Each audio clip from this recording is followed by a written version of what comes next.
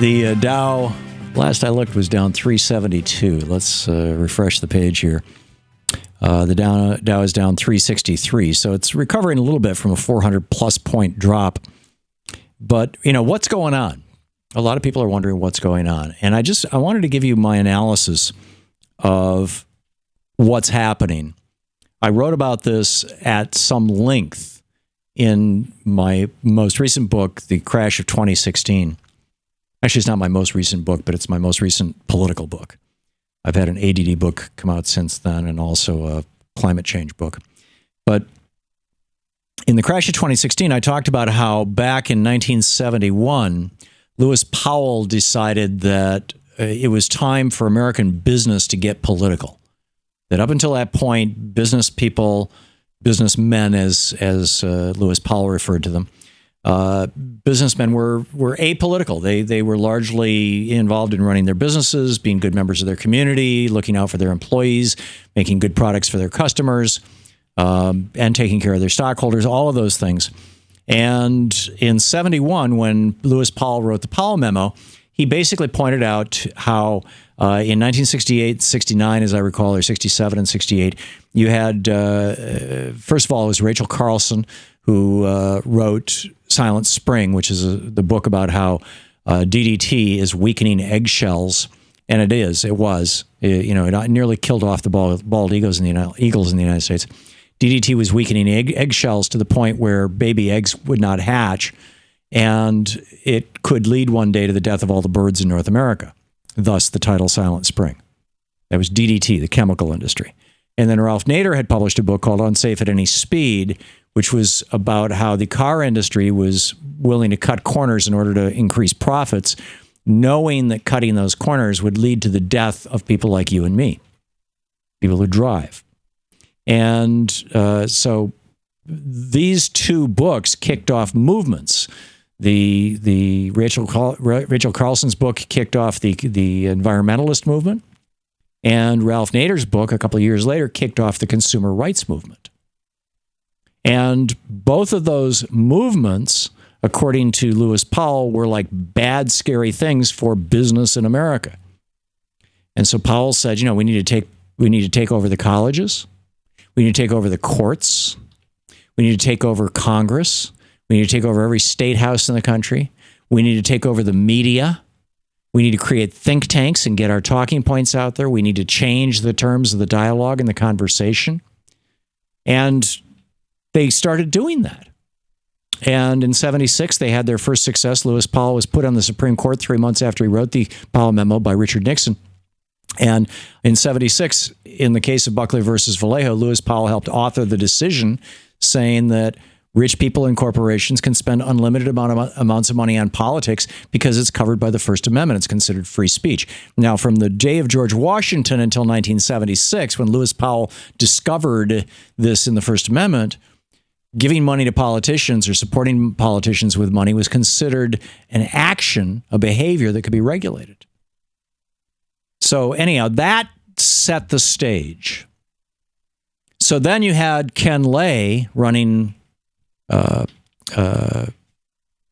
Enron, and with over 700, companies within this one company, so that he could stash his profits and stash his losses in ways that would not be noticed by the banks. And the banks were starting to catch on to what was going on.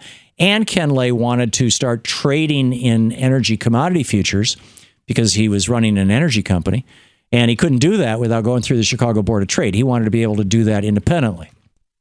So a member of his board of directors, Wendy Graham, her husband, Phil Graham, Republican senator from Texas at the time, in 98, 99, and 2000, introduced legislation into the Senate that was paralleled in the House of Representatives to help out Ken Lay and Enron. Keep in mind, this was all, a year or two before Enron exploded. Enron was considered the best company in America at this time, or one of them. The Commodity Futures Modernization Act that would have allowed Enron and other oil companies like them to trade in energy commodity futures without having to go through regulated exchanges. And Graham-Leach Bliley, which took off the books the Glass-Steagall bill, which separated checkbook banks from Wall Street banks, from gambling banks. So now they're all gambling banks that offer checkbooks, and your checkbook money is at risk. So that began a process of financializing the American economy. So the finance industry, finance insurance and reinsurance and all this kind of stuff, the fire economy, so-called, went from being about 6% of our economy to now it's between 11 and 15% of our economy, depending on whose numbers you're using. And what did it replace? It replaced manufacturing. And we started drinking this so-called free trade Kool-Aid in the Reagan administration. It went on steroids during the Clinton administration. Bill Clinton, not just signing, but actively working for NAFTA and CAFTA and the GATT, the General Agreement on Tariffs and Trades, which led to the WTO. All of this stuff worked tremendously well for big corporations and billionaires in the United States, but it screwed average working people of all races and of all ages as manufacturing jobs vanished from this country. It hurt the poor the first, and it hurt African Americans in particular first. In fact, if you could pull up Lee Atwater, I would like to point out how, assuming we have the time. And this has just been part of the Republican strategy, is turn the economy over to big business and hurt marginalized people, minimize marginalized people. I mean, you've got Chris Christie right now, for example. You've got a lot of people in New Jersey who just simply can't find jobs. There are areas where there literally are not enough jobs for the job seekers, period. Nobody's disputing that. And Chris Christie is saying, we're not going to extend unemployment benefits to those people, and we're not going to extend food stamps to those people. This is the brutality of Republican thinking. But there's a logic to it. There are some large cities with large African-American populations in New Jersey, and I believe that's who Chris Christie's thinking about. Because here's what Lee Atwater said back in the early 80s when he was working on the Reagan campaign about why Republicans can't use the N-word anymore, but every white guy is going to get what they're talking about when they start talking about cutting budgets. They know that means cutting those people of color off from welfare. Here's Lee Atwater. Start out, now y'all are quoting me. You start out in 1954 by saying, by 1968 you can't say that hurts or backfire, so you say stuff like forced busing, states' rights, and all that stuff.